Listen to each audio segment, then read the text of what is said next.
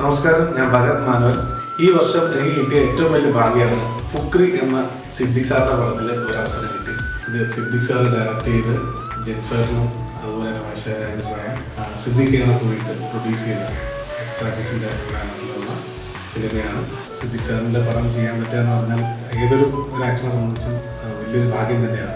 നമുക്ക് ഹിറ്റുകൾ മാത്രം തന്നുകൊണ്ടിരിക്കുന്ന അദ്ദേഹത്തിൻ്റെ ഒരു പടത്തിൽ അഭിനയിക്കാൻ സാധിച്ചത് ഒത്തിരി സന്തോഷം. ജയേട്ടൻ ആണ് ഈ പടത്തിലെ ഹീറോ.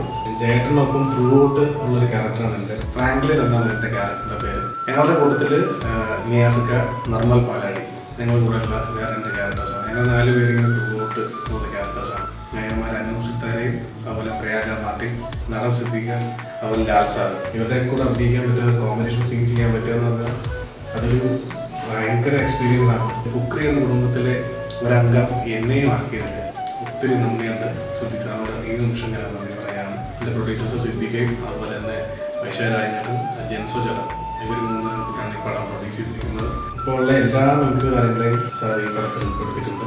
ഒരു നിറഞ്ഞ സദ്യ തന്നെയായിരിക്കും ഈ സിനിമ. അതുകൊണ്ട് എല്ലാവരും ഈ സിനിമ തിയേറ്ററിൽ പോയി കാണണം. കൊച്ചി പഴയ കൊച്ചിയല്ല, പിന്നെ കോഴിക്കോട്.